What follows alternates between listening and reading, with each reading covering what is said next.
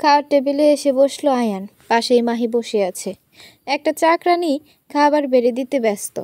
এদিকে চারদিকে এক চোখ আটিয়ে চাকরানিকে উদ্দেশ্য করে বলল আয়ান, রহিমা খালা, মা আর আয়েশা কোথায়? ওনাদের দেখছি না কেন? স্যার, আমি ওনাদের ডেকেছি।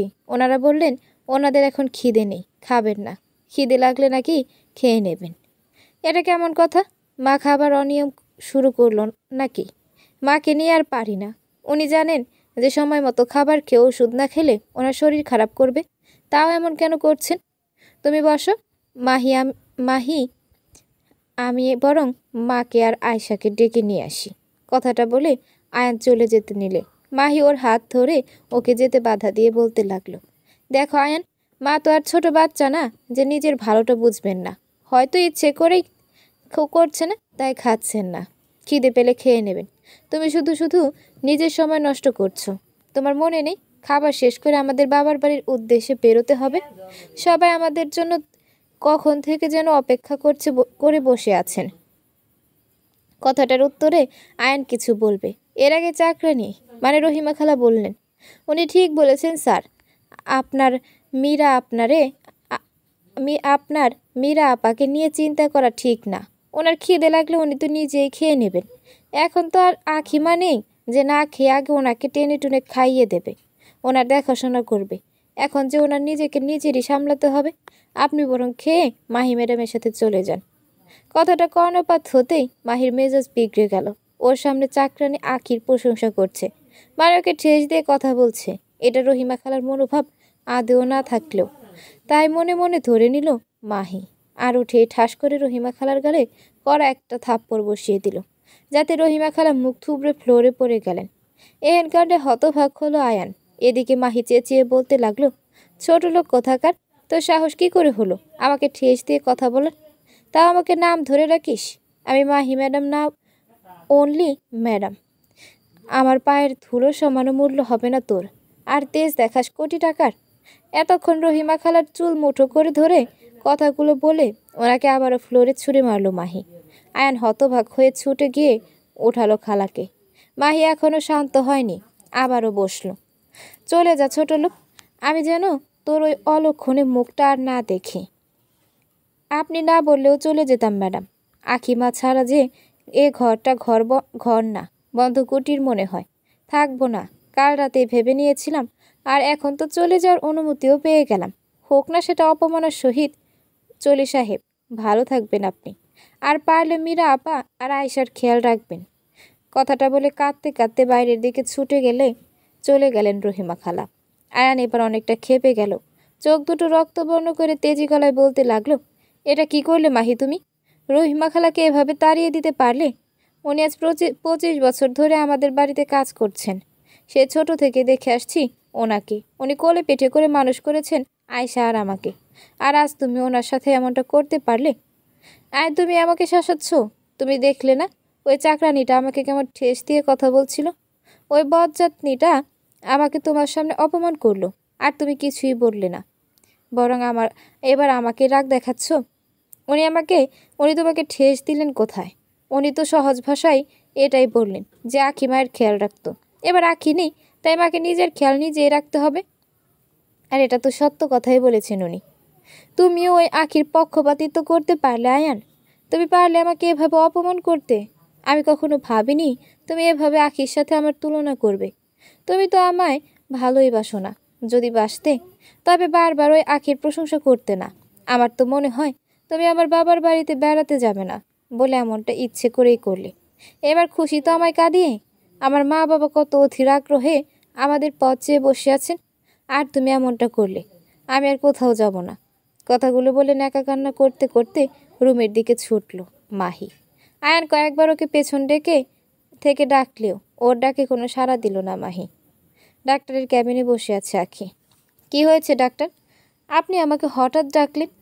আখি, তুমি যে সেদিন কিছু টেস্ট করিয়ে গিয়েছিলে সেগুলোর রিপোর্ট চলে এসেছে। ডাক্তার। বলেন কি এসেছে রিপোর্ট? ডাক্তার এবার গম্ভীর কণ্ঠে বললেন, তোমার সাথে কি তোমার কোনো পরিবারের সদস্য আসেনি? আসলে এমন বিষয় আমরা রোগীর সাথে সামনাসামনি ডিসকাস করি না। ডাক্তার, আসলে আমার পরিবারের কেউ নেই। এখন আমি একা। আপনার যা বলার আমাকেই বলেন। কথাটা কর্ণপাত হতেই ডাক্তার একটা দীর্ঘশ্বাস ত্যাগ করে বিষয়টা আখিকে বলতে প্রস্তুত হলেন। রিপোর্টগুলো আখির দিকে এগিয়ে দিলেন আর তারপর সব কিছু খুলে বললেন। ডাক্তারের কথাগুলো কর্ণপাত হতেই এক নিমেষেই থমকে গেল আখির পৃথিবী। তবে কি এটারই কমতি ছিল আখির জীবনে? আখির অধৈর্যরা যেন তখন কিছু বলার অবস্থায় ছিল না। কানগুলো যেন কিছুক্ষণের জন্য বধিরতার ছোঁয়া পেল। কঠোর এই সত্যটাকেও কি আখির এবার মেনে নিতে হবে? আখির অবস্থা আন্দাজ করতে পেরে এবার ডাক্তার বলেন, দেখেন মিসেস আহানিতা তাবাসসুম রহমান আখি, এজন্য আমি আপনাকে ডিরেক্ট কথাটি বলতে চাইনি। কথাটি আমার মস্তিষ্ক পর্যন্ত প্রভাব ফেলেছে বুঝতে পারছি। এতে যে আপনার অনেক ক্ষতি হতে পারে। এবার আখি ঠোঁটের কোণে তাচ্ছিলের হাসি ফুটিয়ে বলল, ক্ষতি?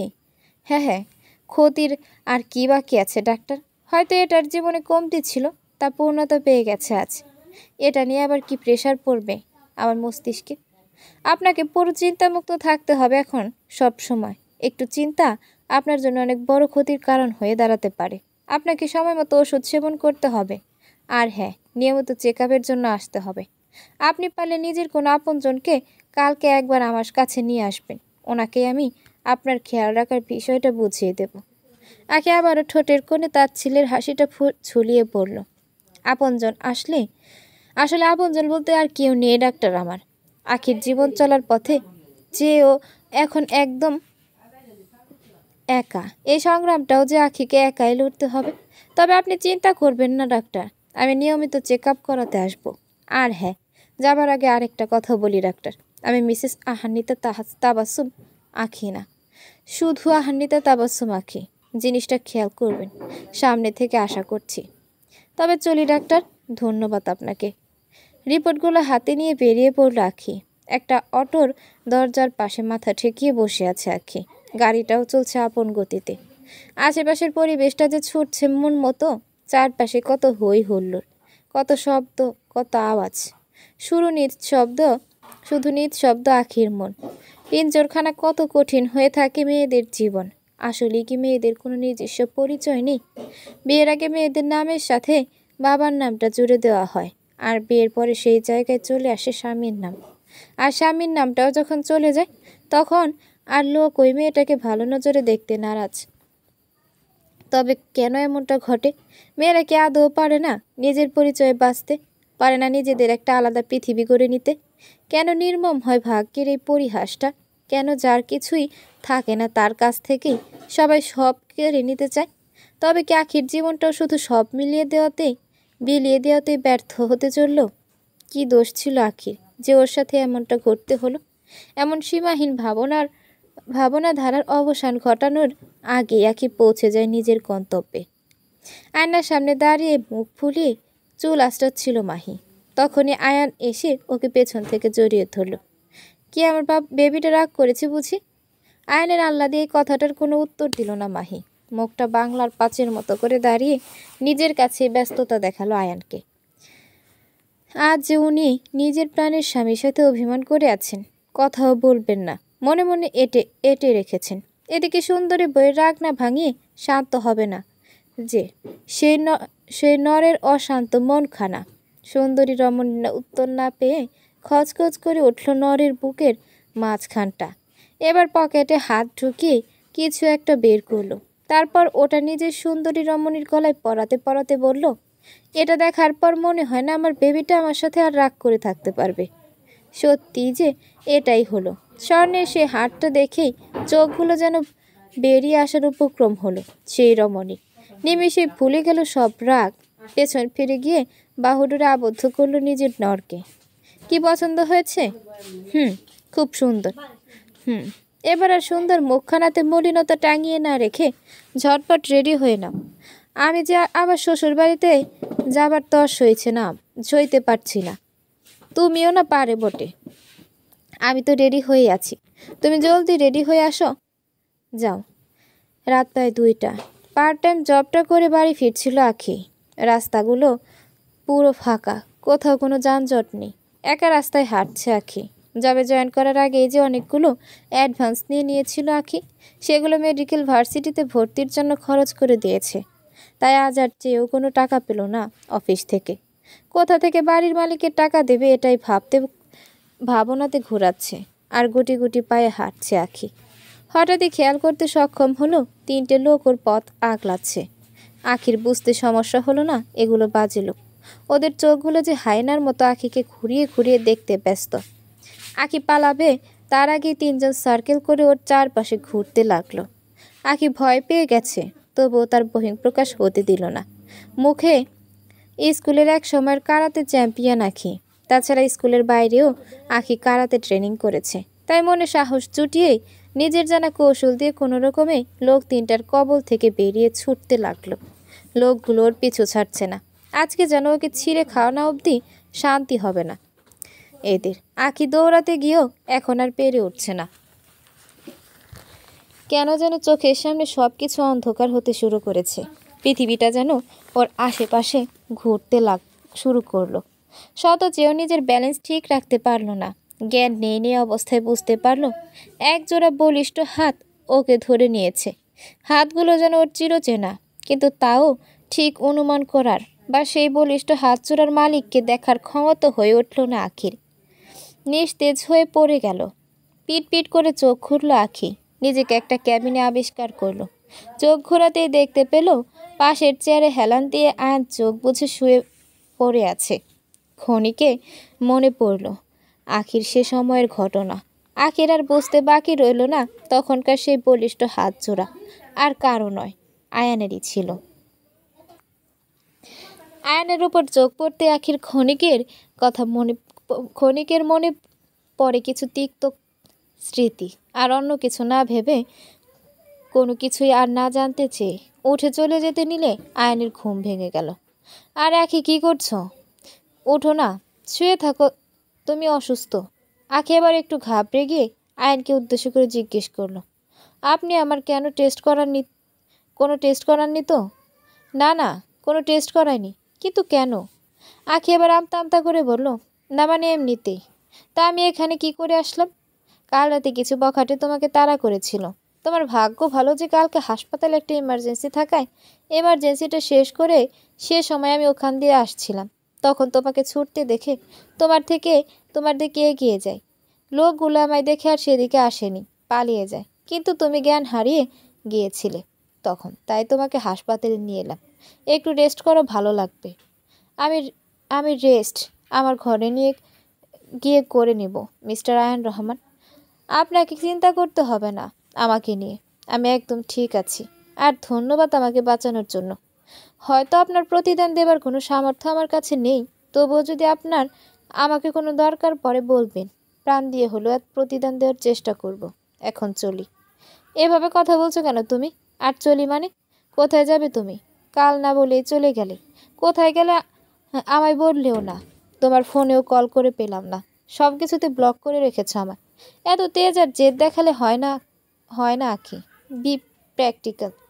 আমি যখন বলছি আমি তোমার থাকা খাওয়ার ভালো ব্যবস্থা করে দেব, তারপরে এমন কেন করছো? কোনো বোকা লোকই এমন প্রস্তাব প্রত্যাখ্যান করে আখি? আমি কখনোই চালাকি করে খেয়ে পড়ে বাঁচতে চাইনি, আর কখনো চাইবো না মিস্টার আয়ান রহমান। আমি সত্যিই বোকা।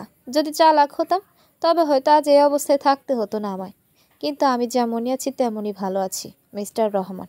আপনার আমাকে সাহায্য করতে হবে না, আমি নিজেই নিজেরটা দেখে নেব। আপনি আমাকে নিয়ে মাথা না ঘামিয়ে নিজের নতুন বিবাহিত জীবন নিয়ে ভাবলে হয়তো বেশি ভালো হবে। দেখো আখি, পাগলামো করো না। এভাবে কোনো সাহারা ছাড়া একা কী করে বেঁচে থাকবে তুমি? রাতের ঘটনা অন্য দিন আবার ঘটবে না, এর গ্যারান্টি কি? আর সব দিন তো আর আমি আসবো না তোমাকে বাঁচাতে। দেখো, জেদ ছাড়ো। আর এই নাও চেক, এতে আমার সাইন করা আছে। প্রতি মাসের শেষে তোমার যত ইচ্ছে আমার অ্যাকাউন্ট থেকে টাকা উঠিয়ে নিও। কথাটা বলে আয়ান আখির হাতে একটা চেক ধরিয়ে দেয়। আখি চেকটা হাতে নিয়ে তার ছেলের একটা হাসি দিয়ে বলে, আসলে আপনি যেটাকে জেদ মনে করছেন সেটা আমার আত্মসম্মান মিস্টার রহমান। আমি আপনার নামে সব উজাড় করে দিয়েছি, কিন্তু আমার আত্মসম্মানটা উজাড় করে দিতে পারবো না। আপনার চেক আপনার পাশে রাখেন। আমি কারো দয়া বা সমবেদনার নিচে বাস করতে চাই না। আমি নেতিয়ে পড়েছি ঠিকই, তবে ভাঙিনি, আর ভাঙবও না। আমার আল্লাহ আমার সাথে আছেন, আর উনি থাকতে কারো সাহারার প্রয়োজন হবে না আমার, ইনশাআল্লাহ। আমার রক্ষা করার জন্য উনিই যথেষ্ট। আপনার টাকা আপনার ভবিষ্যতের জন্য বাঁচিয়ে রাখলে কাজে দেবে। এই নিন আপনার চেক, চলি। কথাগুলো বলার পর চেকটা আয়ানের হাতে ধরেই স্থান ত্যাগ করলো আখি। আয়ান হতভম্ব দৃষ্টিতে তাকিয়ে আছে ওর যাওয়ার পানে। আখি যেমন তিক্ত ভাষায় ওর সাথে কখনো কথা বলেনি, তাই আজকে আখির এই তিক্ত বাণীগুলো শুনে বুকের মাঝখানটা খচ করে ওঠে আয়ানের। আখির সাথে সারা রাত হাসপাতালেই ছিল। এবার বাড়ি ফিরল আয়ান। মেইন ডোর দিয়ে প্রবেশ করতে না করতেই চোখ চোখ যায় আয়শার দিকে। কোমরে ওড়না গুটিয়ে ঘর মুছতে ব্যস্ত আয়শা। আয়ান এবার ওর দিকে এগিয়ে গিয়ে ওকে প্রশ্ন ছুড়ে বলল, কিরে ভার্সিটি যাবি না? আজ শুনলাম তোর একটা ক্লাস এক্সাম আছে, আর তুই এখানে বসে কাজ করছিস। কি করবো ভাইয়া, বাড়ির কাজ তো কাউকে করতেই হবে। আয়শার কথা শেষ হতে না হতেই কিচেন থেকে রিমা রহমানের চিৎকার ভেসে আসে ওদের কানে। দুজনে কিচেনের দিকে ছুটে যায়। তখন গিয়ে দুজনে দেখতে পেল গরম তেল মীরা রহমানের হাতে পড়ার ফলে হাতে সাথে সাথে ফোসকা পড়ে গেছে। আয়শা আর আয়ান ছুটে গিয়ে ওনার হাতে বরফ লাগাতে শুরু করলো। এবার আয়ান একটু রেগে মেগে বলল, এসব কি করছো মা? তুমি তুমি কিচেনে এলে কেন? তোমাকে কে বলেছে এসব করতে? মীরা রহমান এবার নরম স্বরেই বললেন, এসব যদি না করি তবে কে করবে বাবা? রান্না না করলে খাবে কি? ঘরের কাজ পড়ে থাকলে করবে কে? হ্যাঁ ভাইয়া, তুই আমাদের নিয়ে চিন্তা করিস না, তুই বরং নিজের কাজে মন দে। আমরা যেভাবে আছি আমাদের থাকতে দে। চলো মা, রুমে চলো, আমি রান্না করে নেব। কথাটা বলে আয়শা মাকে নিয়ে সেখান থেকে প্রস্থান করলো। আয়ান কিছু আর বলল না, বরং কিছু একটা ভেবে নিজের রুমের দিকে এগিয়ে গেল। রুমের দরজা ঠেলে ভেতরে ঢুকে দেখলো মাহি কানে হেডফোন গুঁজে গান শুনছে আর এক হাতে ফোন টিপছে। ওপর হাতে আরামসে পায়ের উপর পা তুলে বসে আপেল খাচ্ছে। আয়ান দুবার ডাকলো ওকে, কিন্তু ওর ধ্যান ভাঙলো অন্যদিকে। ওর ধ্যান অন্যদিকে থাকলে তো শুনবে। অবশেষে আয়ান এগিয়ে গিয়ে ওর হেডফোনটা খুলে দিল, যাতে মাহির খেয়াল আয়ানের দিকে গেল। আরে বেবি, চলে এসেছো তুমি? কি রাতে এমার্জেন্সি বলে যে গেলে, আর এখন এই সকালে এলে? নতুন বউয়ের সাথে রোমান্স করতে কি মন চায় না বুঝি? কথাটা বলে আহ্লাদি করে মাহি আয়ানের গলায় ঝুলে পড়ল। আয়ান এবার ওকে নিজের থেকে ছাড়িয়ে বলল, মাহি তুমি সত্যি কালকে রহিমা খালাকে তাড়িয়ে দিলে? এবার যে ঘরের সব কাজ পড়ে আছে, তুমি জানো না মা নাস্তা বানাতে গিয়ে হাত পুড়িয়ে ফেলেছেন। আখি আজকে এক্সামটাও ভার্সিটিতে ভার্সিটিতে না গিয়ে ঘরে কাজ করছে। তা তুমি এসব আমাকে কেন বলছো আয়ান? নতুন কাজের লোক এনে দাও। মাহি তুমি ভালো ভালো জানো শহরে কাজের লোক পাওয়া কত দুরূহ। তাও আমি জোগাড় করার চেষ্টা করব, যত তাড়াতাড়ি পারি। কিন্তু এখন আর্জেন্টলি তো পাওয়া যাবে না। কাজের লোক পাওয়া অবধি তুমিও তো পারো মা আর আয়শাকে একটু হেল্প করতে। হোয়াট? এক্সকিউজ মি আয়ান, আমি কেন কাজ করব? ঘরের কাজ করলে আমার হাত নষ্ট হয়ে যাবে না? আমার এত সুন্দর হাতগুলো নষ্ট হয়ে যাক তুমি চাও? তাছাড়া ওসব ঘরের কাজ কাম আমি কখনো করিনি, আর করব না। আমি কোনো ঘরোয়া মেয়ে না আয়ান, আমি স্মার্ট রুচিশীল মেয়ে। আর এসব কাজ টাজ আমার স্ট্যাটাসে পড়ে না। তুমি তো আমার এই স্টাইলটা দেখেই আমার প্রেমে পড়েছ। Am I right? তুমি তো বলতে আমায় যে আখি ঘরোয়া, তাই তোমার ওকে ভালো লাগে না। আমার মতো স্মার্ট মেয়ে তোমার পছন্দ। তবে আজকে আমার কাজে এই ঘরোয়া স্বভাব কিভাবে আশা করতে পারো তুমি? আনবিলিভেবল আয়ান, আজকে বলছো? প্লিজ আর এসব আমায় বলো না। ওকে, তুমি বসো, আমি বরং ফ্রেশ হয়ে আসি। বন্ধুদের সাথে আজকে আমার বাইরে যাবার প্ল্যান আছে আবার। কথাগুলো বলে মাহি ওয়াশরুমে ঢুকে গেল। আয়ান হাবার মতো তাকিয়ে রইল ওর পানে। ক্ষণিকের মনে ধরা দিল আখির কিছু স্মৃতি। আখি বলতে সবার সব সুবিধা ছিল। সাত সকালে ঘুম থেকে উঠে আগে ফজরের নামাজ পড়ে কোরআন তেলাওয়াত করে তারপর গিয়ে সবার জন্য নাস্তা পানি, সারা ঘরের কাজ গোছাতো। তারপর সবাইকে উঠিয়ে যার যার যা চাই সবাইকে তার ঠিক মতো দিয়ে দিত। এরপর সবাইকে ডেকে এনে নাস্তা করাতো। আয়শাকে পড়াশোনায় হেল্প করত।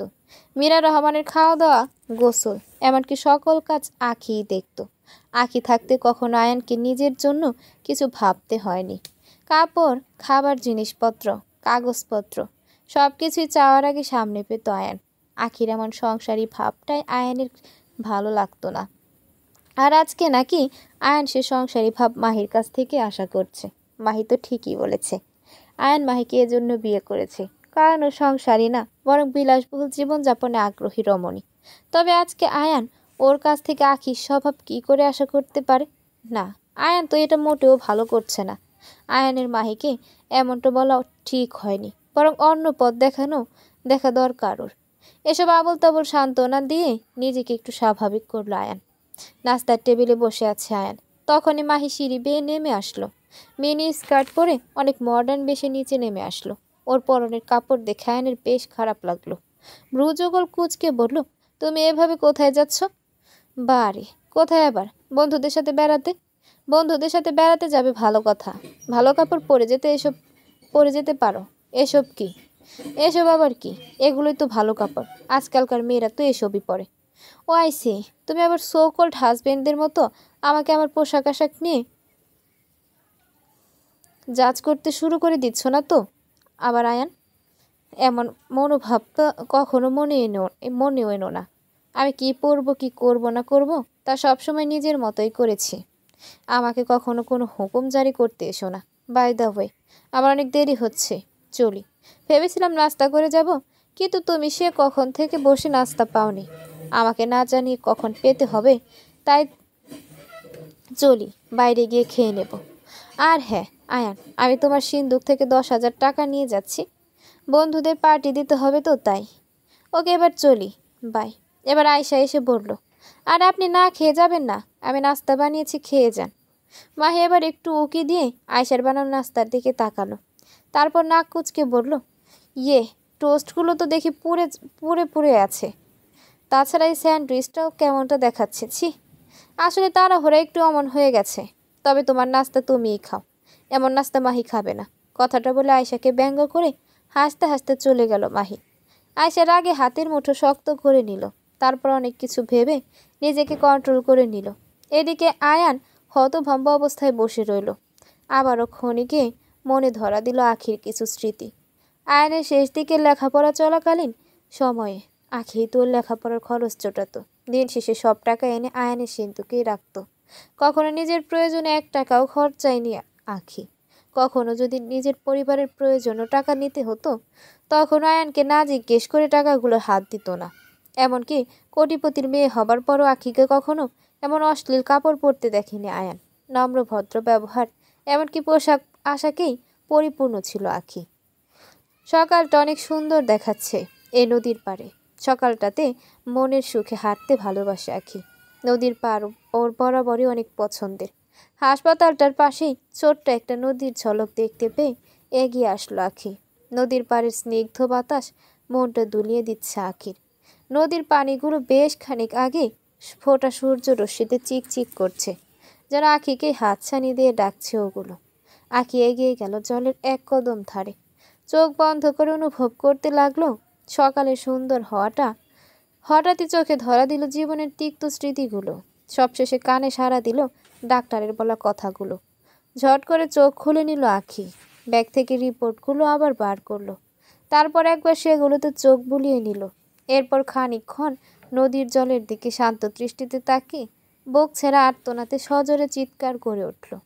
ওটা যেন চিৎকার না, আখির মন পিঞ্জরে জমে থাকা সব কষ্ট ছিল, যা চিৎকারের ধ্বনি হয়ে বাতাসে দুলতে শুরু করলো। আখির চোখ বেয়ে এবার কান্নার স্রোত নামতে লাগলো। আখি এবার হাঁটু গেড়ে নদীর পাড়ের বালিতে বসে পড়ল আর ওপরের দিকে তাকিয়ে পড়ল। কেন খোদা, কেন? কি দোষ ছিল আমার? কেন আমার সাথে এসব কিছু ঘটলো? কেন এমন তিল তিল করে মরার থেকে একেবারে মরে যাওয়া ভালো হতো? হয়তো সব কিছু থেকে শান্তিতেই মুক্তি পেতাম।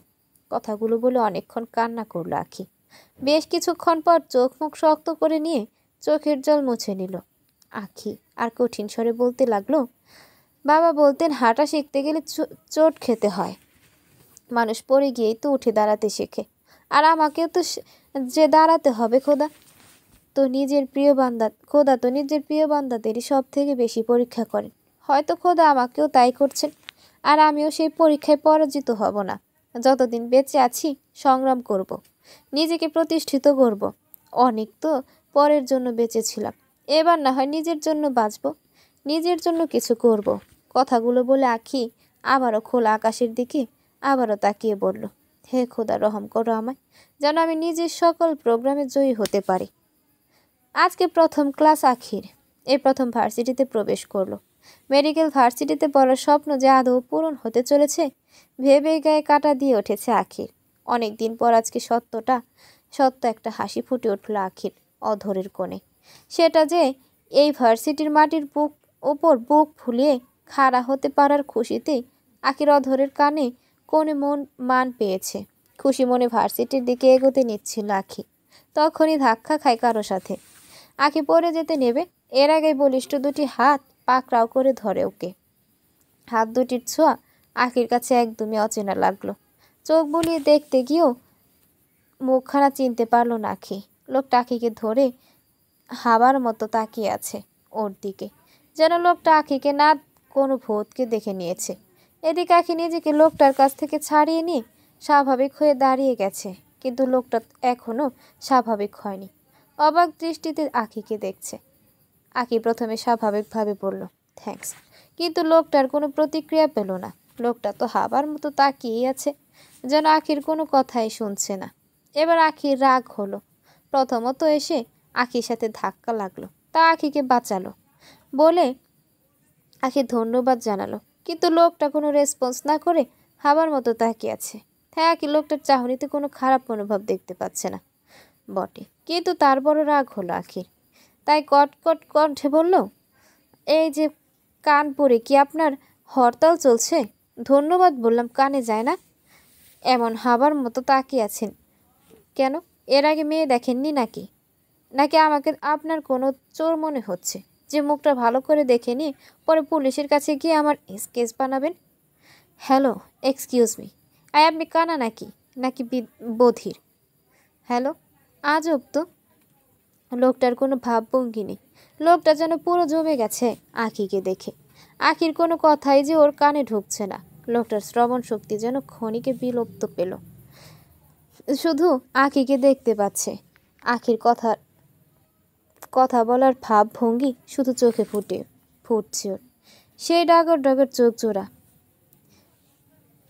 সেই মুখ, সেই সরু ঠোঁটগুলো, সেই চেহারাটা যে লোকটার চিরচেনা।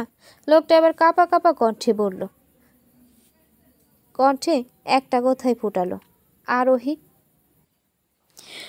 আরোহী, এই যে আপনার সমস্যা আপনার মাথায় কোনো সমস্যা আছে নাকি? এত সময় তো মনে করছিলাম আপনি বোবা আর কানা, এখন দেখছি পাগলও। নিজের চিকিৎসা করেন, বুঝেছেন? যত সব। দেখি সরেন, আমার ক্লাস আছে। আরোহী রেগে মেগে কথাগুলো বলে লোকটাকে সাইড করে কাটিয়ে ভেতরের দিকে অগ্রসর হলো। এদিকে লোকটা এখনও হতবাক হয়ে তাকিয়ে আছে আখির দিকে।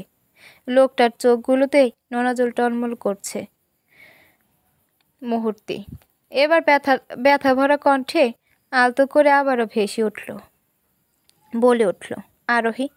আখি হেঁটে ক্লাসে যাচ্ছিল, তখনই সামনে থেকে একটা মেয়ে আসছিল।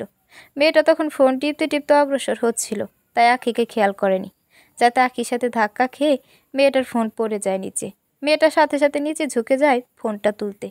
এদিকে আখির মেজাজটা আগে থেকেই খারাপ হয়েছিল, তাই এবার ধাক্কাটা লাগায় ওর মেজাজ আরও বিগড়েল। একটু ক্ষিপ্ত কণ্ঠে বলল, কি আজকে সবার চোখ কি হরতাল করতে গেছে? কেউ চোখে দেখতে পাচ্ছে না নাকি? শুধু আমায় এসে ধাক্কা মারছে। ফোন তুলতে তুলতে মেয়েটার কান অবধি কথাটা পৌঁছালো। মেয়েটা উঠে আখিকে সরি বলবে, তখন আখির চেহারায় চোখ যায় ওর। সাথে সাথে মেয়েটা ভূত বলে চিৎকার করে ওর থেকে খানিকটা দূরত্ব বজায় করে নেয়। মেয়েটা ক্ষণিকের অনেকটা কাঁপতে শুরু করলো। আখি অবাকের চরম সীমায় পৌঁছে গেল এতে। এবার ওর মেজাজটা আরও বিগড়ে গেল। পৃথিবীর সমস্ত প্যারাই যেন ওর জন্য রাখা হয়েছে, এমন একটা বিরক্তিকর ভাবভঙ্গি চেহারায় ফুটিয়ে বলল, এই যে আমাকে আপনার ভূত মনে হচ্ছে? আমার কি শরীরে মাংস নেই? না, চোখ দিয়ে রক্ত ঝরছে? আমার দাঁতগুলো বেরিয়ে এসেছে? নাকি আমার হাত পা বাঁকা হয়ে আছে যে আপনি আমায় ভূত বললেন? না জানি কোন পাপ করেছিলাম, সমস্ত প্যারা আমার জীবনে চলে আসছে। অবিশ্বাস্য। কথাগুলো বলে আখি বিরক্তিকর ভাব নিয়ে স্থান ত্যাগ করলো। মেয়েটি যেন নিজের চোখে বিশ্বাস করতে পারছে না। মেয়েটির ভাবনায় হঠাৎ কী যেন ধরা দিল, তাই তৎক্ষণাৎ ছুটে কোথাও যেতে লাগলো। হঠাৎ মেয়েটা ছুটে এসে একটা কক্ষে ঢুকলো। কাঁপা কাঁপা কণ্ঠে হাঁপাতে হাঁপাতে বলতে লাগলো, ভাইয়া ভাইয়া আরোহী আপু, ওইখানে আরোহী আপু। মেয়েটা আর কিছু বলবে এর আগে একটা ল্যাপটপ সামনে নিয়ে বসা লোকটি ল্যাপটপের মনিটরের দিকে তাকানো অবস্থায় গম্ভীর কণ্ঠে বলে উঠল, হান্ডিতে Tabassum Ankhi, daughter of Faisal Khan, she is not our Arohi Sayeda. লোকটার কথায় হতভম্ব হলো সায়েদা। হতবাক কণ্ঠে প্রশ্ন ছুড়ে দিল লোকটাকে, কিন্তু ভাইয়া ও তো হুবহু আরোহী আপুর প্রতিরূপ। পৃথিবীতে এক চেহারার সাত লোক থাকে শুনেছিলাম, নিজের চোখে দেখিনি বলে কখনো ওটাতে বিশ্বাস করিনি। তাই বলে যে এমন কিছু আদৌ হবে না এমনটা নাও হতে পারে সায়েদা। হয়তো বা ও আরোহীর কোনো প্রতিরূপ, কিন্তু ও আরোহী না। তোমার ক্লাস টাইম শুরু হতে চলেছে, নাও গো। কিন্তু ভাইয়া, আই সেড গো সায়েদা। সায়েদা লোকটাকে ভালো করেই জানে, আর তাই আর কথা না বাড়িয়ে মাথা নিচু করে গুটি গুটি পায়ে স্থান ত্যাগ করলো। মনিটরের ওপর চিরচেনা সেই মুখখানার পাশে পুরো স্পষ্টভাবে নামটা লেখা আছে, আহান্নিতা তাবাসসুম আঁখি। লোকটার কাছে অপ্রিয় হলেও এটাই সত্য যে আঁখি ওই লোকটার আরোহী না। ভাবনার ক্ষণিকে ব্যথার্থ করলো লোকটার মন পিঞ্জর, যা জল হয়ে জমা হলো লোকটার নয়নে। কিন্তু লোকটা নিচে গড়িয়ে পড়তে দিল না জলগুলোকে, নিজেকে পরক্ষণে স্বাভাবিক করে নিয়ে উঠে দাঁড়ালো। তখন লোকটা আরোহীর পেছনে যেতে নিলেই হঠাৎই ধাক্কা খায় ভার্সিটির ভর্তির কাজে নিয়োজিত স্যারের সাথে। আঁখিকে দেখিয়ে লোকটা ওই স্যারকে প্রশ্ন করলো, ওই মেয়েটা আমাদের কলেজে কি করছে খোরশেদ স্যার? ওই মেয়েটা কে? উনি হয়তো আমাদের এখানে নতুন ভর্তির তালিকার একজন। কেন স্যার? এমনিতেই আপনি নতুন ভর্তির সব লিস্ট এখনই আমার ক্যাবিনে নিয়ে আসুন, রাইট নাও। কথাটা বলে স্থান ত্যাগ করে তখন লোকটা। তারপর নতুন ভর্তির সকল লিস্ট খোরশেদ স্যার ওই ল্যাপটপের মাধ্যমে লোকটাকে এনে দিলে। তাতে খোঁজ বার করলো আঁখিকে।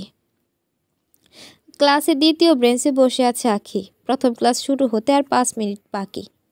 আঁখি লক্ষ্য করলো হঠাৎ করে ক্লাসের প্রায় সকল মেয়ে নিজেদের ব্যাগ থেকে আয়না লিপস্টিক বের করে সাজগোজ করতে ব্যস্ত হলো।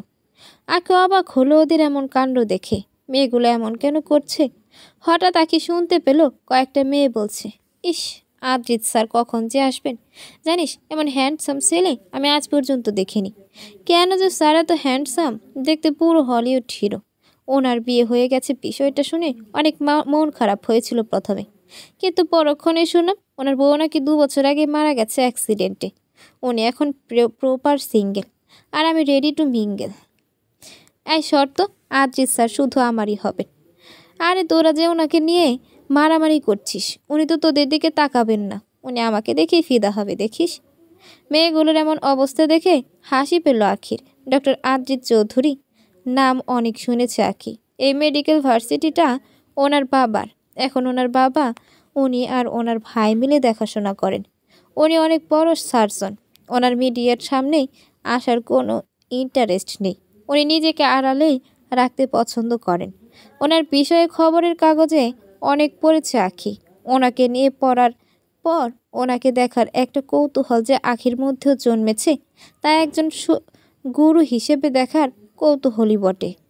ঠিক 10টায় রুমে প্রবেশ করলেন আদ্রিত স্যার। উনি টাইমের খুব পাক্কা, সত্যবাদী আর গম্ভীর একজন পুরুষ। মেয়েরা ওনার সৌন্দর্যের সাথে ওনার ব্যক্তিত্বের প্রেমেও পড়ে থাকে, তবে ওনার ওপর কোনো মেয়ের মোহ কাজ করে না। উনি রুমে প্রবেশ করতেই সব মেয়েরা হা হয়ে তাকিয়ে রইল ওনার দিকে। কিন্তু উনি স্বাভাবিকভাবেই সবাইকে বসতে বলে নিজেও বসলেন। এদিকে আমাদের আঁখিও অবাক, তবে সে অবাকত্ব লোকটা সৌন্দর্যে পাগল না হয়ে লোকটাকে দেখে। এই যে একটু আগে ধাক্কা লাগা সেই লোকটা। আঁখি এবার জিহ্বায় কামড় দিয়ে আমতা আমতা করে চুপি সরে নিজেকে বলতে লাগলো, এই রে, কী করেছি আমি না বুঝে শুনে আদ্রিত স্যারকে কানা বোবা পাগল আর না জানি কি বলে দিয়েছি। এবার যদি আমাকে ক্লাস থেকে উনি বের করে দেন, আল্লাহ রক্ষা করো আমায়। শুনেছি ওনার নাকি মেজাজ অনেক গরম থাকে সব সময়। তখনই আঁখির কানে কারো মুখে নিজের নামের ডাকের ধ্বনি আসে। চোখ তুলে তাকিয়ে দেখে ডক্টর আদ্রিত চৌধুরী। আঁখি তো এবার হতভম্ব হয়ে গেছে একদম। আঁখি কেন এমনটা করলি বলতো? যেখানে রাগ দেখানোর সেখানে দেখাস না, আর যেখানে দেখানোর সঠিক না সেখানেই দেখালি। এবার প্রথম ক্লাস থেকেই বেরোতে হবে তোকে। ভালো করে করে নে এবার ডাক্তারি। মনে মনে এসব বলছে আখি। এই যে মিস আখি, আমি আপনার সাথে কথা বলছি, আর আপনি নিজের খেয়ালেই ব্যস্ত। ডক্টর হতে হলে কনসেন্ট্রেশন দরকার, এমন খেয়ালিপানা নিয়ে ডাক্তারি হয় না, বুঝেছেন মিস আখি? আদ্রিতের গম্ভীর কণ্ঠের বলা কথাগুলো শুনে আমতা আমতা করে আখি বলল, আই এম সরি স্যার, আর এরকমটা হবে না। ইটস ফাইন মিস আখি। তা দুদিন কোথায় ছিলেন? নতুন বছরের ক্লাসগুলো দুদিন আগেই শুরু হয়েছে, আজকে আপনি থার্ড ক্লাসে ফার্স্ট ক্লাস করতে এসেছেন, জানতে পারি কেন? কথাগুলো শুনে আখির মনে পড়ল এই দুদিনে তার দুরবস্থার কথা। কি করে পারতো আখি এই দুদিনের ক্লাস জয়েন করতে? এই যে মিস আখি, কথায় কথায় খেয়ালে হারালে চলবে না। আমি কাউকে সেকেন্ড চান্স সহজে দেই না, আপনাকে সেকেন্ড চান্স দিলাম। কাল থেকে রোজ সময় মতো ক্লাসে চলে আসবেন, আর হ্যাঁ, গত দুদিনের নোটস কালেক্ট করে নেবেন। নাও সিট। আখি আর কিছু না বলে বসে পড়ল, মন দিয়ে সমস্ত ক্লাস করলো। এদিকে আখি খেয়াল করতে পারলো আজকে সারাটা দিন ধরে সকালের ওই ধাক্কা খাওয়া মেয়েটা একটু পর পর ওর দিকে তাকাচ্ছে, যেন অনেক কিছু বলতে চায় আখিকে, বা জানতে চায় ওর থেকে অনেক কিছু, কিন্তু কিছু একটা ভেবে তা না করতে বাধ্য হচ্ছে মেয়েটা। বিষয়টা আখির অনুমনে ধরা দিল। ভার্সিটি থেকে সোজা আখির কাজে আসলো রাত 9টা বাজে। আজকে সকাল কাজটা শেষ হয়ে গেছে আখির, তবে বাড়ি যাওয়ার কোনো ইচ্ছে নেই ওর। সবাই চলে গেছে, নিজে অফিসের বাইরের ব্রেঞ্চে বসে আছে। বাড়ি গিয়ে কি করবে? গেলে এই বাড়ির মালিক টাকার জন্য আঁকড়ে ধরবে। কোথা থেকে আনবে আখি 6,000 টাকা? ওর কাছে যে বর্তমানে 600 টাকার বেশি 1 টাকাও নেই। ব্রেঞ্চে বসে বসে আপন মনে বলছে, আলা কি করব আমি? বাড়ি গেলেই তো বাড়ির মালিক তাড়িয়ে দেবে ঘর থেকে। কোথা থেকে আনবো আমি 6,000 টাকা? তখনই কাঁধে কারো স্পর্শ অনুভব করে আখি। চোখ ফিরিয়ে তাকিয়ে দেখে রহিম চাচা এই অফিসের ক্লিনিক কর্মকর্তা। আরে চাচা আপনি? হ্যাঁ রে মা আমি। তোর টাকার দরকার না রে মা, আমি দেখছি তোকে স্যারের কাছে বারবার কিছু টাকা অ্যাডভান্স চাইতে। কি করবি রে মা? বড় লোকেরা গরিবের অতি চাহিদা কখনো বুঝবারই উঠতে পারে না। শুন, আজকে আমি একটা কাজ পাইছি, বড় একটা রেস্টুরেন্টে আজকে রাতের থালা বাসন ধোয়ার কাজ। একসাথে 3,000 টাকা দিব। তুই বরং আমার জায়গায় ওইখানে চলে যা। কিন্তু চাচা টাকাগুলো তো আপনারও দরকার। তোর থেকে বেশি না রে মা, এই অফিসে তুই একমাত্র কেউ যে এই বুড়াটার একটু সম্মানের চোখে দেখে। আজকে এই টাকাগুলোর দরকার আমার থেকে তোর বেশি। আগে তুই গিয়া নিজের বাড়ি ভাড়াটা দিয়ালো। ধন্যবাদ চাচা, আমি বেতন পেয়ে গেলে তোমার টাকাগুলো আগেই দিয়ে দেব। পাগলি মেয়ে আমার। তবে যা জলদি, এই নে ঠিকানাটা। আখি গত 2 ঘন্টা ধরে বাসন কোসন ধোয়ার কাজে মগ্ন। এদিকে আয়ান এখানে এসেছে সেখানে ও সুন্দরী রমণীকে নিয়ে ডিনার করতে। হঠাৎ আয়ানের সাথে খাবার পড়ে গেলে তা ক্লিন করতে ভেতরে আসে আয়ান। জামাটা ক্লিন করা হয়ে গেলে আয়ান বাইরের দিকে অগ্রসর হবে, তখনই পাশের রুমের দিকে চোখ যায় আয়ানের। প্রায় রুম ভর্তি বাসন একাই ক্লিন করছে আখি। ফর্সা হাতগুলো অতিরিক্ত বাসন ঘষার ফলে লাল বর্ণ ধারণ করছেও, তাও ক্লান্ত হচ্ছে না আখি। আখির এমন অবস্থা দেখে কেন যেন হৃদয় খানা মোচড় দিয়ে উঠল আয়ানের। ভেতরে প্রবেশ করতেই আখির হাত খপ করে ধরে নিল। তখন সেখানে আয়ানকে মোটেও আশা করেনি আখি, তাই হতভাগ দৃষ্টিতে আয়ানের ওপর অটল রেখে বলল, আপনি এখানে? তুমি এখানে এসব কি করছো আখি? দেখতেই তো পাচ্ছেন কি করছি। আমাকে আমার কাজ করতে দিন। ছাড়েন আমার হাত। কথাটা বলে নিজের হাতটা ছাড়িয়ে আখি আবার কাজ করতে নিলে আয়ান আবার ওর হাত ধরে নেয়। তুমি এসব কাজ একদম করবে না আখি। দেখো নিজের হাতে কি হাল করেছো। এসব কাজ যে তোমায় মানায় না আখি। কি এমন দরকার পড়ে গেল তোমার যে অবশেষে তোমায় এসব কাজ করতে হচ্ছে? আমি তো বলেছি তোমার টাকার প্রয়োজন হলে আমাকে বলে দিতে, আমি দিয়ে দেব। কিন্তু না, তুমি তা করবে না। আমার থেকে টাকা নিলে তো তোমার আত্মসম্মানে ধরে আর এসব কাজ করলে আত্মসম্মানে ধরে না। না ধরে না মিস্টার আয়ান চৌধুরী, কারণ কোনো কাজই ছোট হয় না। কারো দয়ার তলে থেকে কোটি টাকা নিয়ে বেঁচে থাকার চেয়ে কর্ম করে 2 টাকা রোজগারই সম্মান আর শান্তি দুটোই পাওয়া যায়। জিনিসটা আপনার কাছে কোনো ম্যাটার না করলেও আমার কাছে অনেক গুরুত্বপূর্ণ। দেখো আখি, এসব বড় কথা ফিল্মে শ্যুট করে, রিয়েল লাইফে না। লোক নিজের প্রফিট দেখে, আর তুমি নাকি নিজের জেদ নিয়ে বসে আছো। আমার যা ইচ্ছা তা নিয়েই বসে থাকবো, আপনি এতে নাক না গলালেই খুশি হব। প্লিজ যান এখান থেকে আপনি। আয়ন এবারও কিছু বলবে, এর আগে সেখানে আগমন ঘটে মাহির। আরে বেবি তুমি এখানে, আর আমি তোমায় না জানি কোথায় কোথায় খুঁজছি। ইয়াক, তুমি এমন জায়গায় কি করছো? আর এখানে আমাদের আখিমনিও দেখছি আছে। আরে আখি, তুই কিনা শেষমেশ এসব কাজে নিয়োগ হলি? হা হা, কি হলো এত ভালো ভালো রেজাল্ট করে শেষমেশ থালা বাসনই মাজতে হলো তোকে? হয়েছে, একদম পারফেক্ট। তোকে যে এসব কাজে ভালো মানায় রে, তাই না ion baby? What, why not baby? এমন জেদি লোকদের উন্নতি যে কখনোই হয় না। কথাটা বলে আয়ন আখিকে দেখিয়ে মাহির কোমর ধরে নিজের সাথে মিলিয়ে দিল।